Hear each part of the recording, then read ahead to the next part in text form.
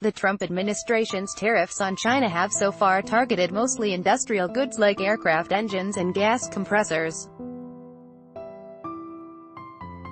But the administration has also threatened to slap tariffs on $200 billion in other goods if the dispute continues. No list of all the goods that might be subject to tariffs has been released, but it would have to include consumer electronics, such as smartphones, which is the largest single product category in China's exports to the U.S. One well-known product that might be affected is Apple's iPhone, which is assembled in China. An iPhone arrives in the U.S., it is recorded as an import at its factory cost of about $240, which is added to the massive U.S.-China bilateral trade deficit. iPhone imports look like a big loss to the U.S., at least to the president, who argues that China has been taking out $500 billion a year out of our country and rebuilding China. One estimate suggests that imports of the iPhone 7 and 7 Plus contributed $15.7 billion to last year's trade deficit with China. But, as our research on the breakdown of an iPhone's costs show, this number does not reflect the reality of how much value China actually gets from its iPhone exports, or from many of the brand-name electronics goods it ships to the U.S. and elsewhere. Thanks to the globe-spanning supply chains that run through China, trade deficits in the modern economy are not always what they seem. Who really makes the iPhone?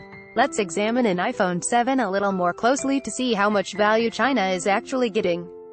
Start with the most valuable components that make up an iPhone: the touchscreen display, memory chips, microprocessors and so on. They come from a mix of US, Japanese, Korean and Taiwanese companies, such as Intel, Sony, Samsung and Foxconn. Almost none of them are manufactured in China. Apple buys the components and has them shipped to China, then they leave China inside an iPhone. So what about all of those famous factories in China with millions of workers making iPhones? The companies that own those factories, including Foxconn, are all based in Taiwan. Of the factory cost estimate of $237.45 from IHS Markit at the time the iPhone 7 was released in late 2016, we calculate that all that's earned in China is about $8.46, or 3.6% of the total. That includes a battery supplied by a Chinese company and the labor used for assembly. The other $228.99 goes elsewhere. The US and Japan each take a roughly $68 cut, Taiwan gets about $48, and a little under $17 goes to South Korea. And we estimate that about $283 of gross profit from the retail price, about $649 for a 32GB model when the phone debuted, goes straight to Apple's coffers. In short, China gets a lot of low-paid jobs, while the profits flow to other countries. The trade balance in perspective. A better way of thinking about the US-China trade deficit associated with one iPhone would be to only count the value added in China, $8.50, rather than the $240 that shows up as a Chinese import to the US.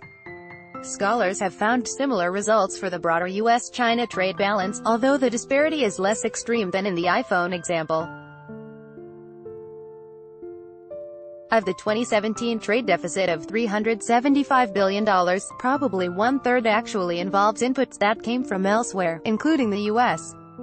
The use of China as a giant assembly floor has been good for the US economy, if not for US factory workers. By taking advantage of a vast, highly efficient global supply chain, Apple can bring new products to market at prices comparable to its competitors, most notably the Korean giant Samsung. Consumers benefit from innovative products, and thousands of companies and individuals have built businesses around creating apps to sell in the App Store. Apple uses its profits to pay its armies of hardware and software engineers, marketers, executives, lawyers and Apple Store employees. And most of these jobs are in the US. If the next round of tariffs makes the iPhone more expensive, demand will fall. Meanwhile, Samsung, which makes over half its phones in Korea and Vietnam, with a lower share of US parts, will not be affected as much by a tariff on goods from China and will be able to gain market share from Apple, shifting profits and high-wage jobs from the U.S. to South Korea. Put another way, research has shown globalization hurt some Americans while it made life better for many others. Putting globalization in reverse with tariffs will also create winners and losers, and there could be far more of the latter. Why not make the iPhone in America? When we discuss these topics with policymakers and the media, we're often asked, why can't Apple just make iPhones? In the US, the main problem is that the manufacturing side of the global electronics industry was moved to Asia in the 1980s and 1990s. Companies like Apple have to deal with this reality. As the numbers we've cited make clear, there's not much value to be gained for the US economy or its workers from simply assembling iPhones here from parts made in Asia.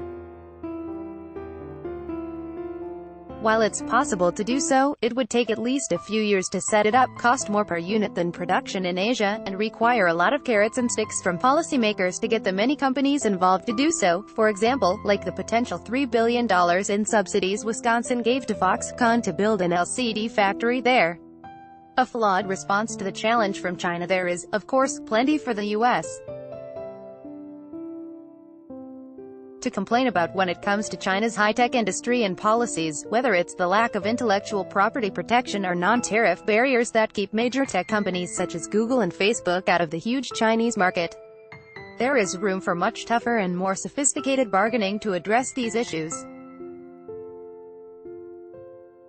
But where trade is concerned, policies should reflect that manufacturing is now a global network. The World Trade Organization has already developed an alternate set of trade numbers that shows each country's trade in value-added terms, but the administration seems to have missed the memo. Trump's trade war is based on a simplistic understanding of the trade balance. Expanding tariffs to more and more goods will weigh on U.S. consumers, workers and businesses. And there's no guarantee that the final outcome will be good when the dispute ends. This is a war that should never have been started. Jason Diedrich, Professor, Syracuse University; Greg Linden, Research Associate, University of California, Berkeley; and Kenneth L.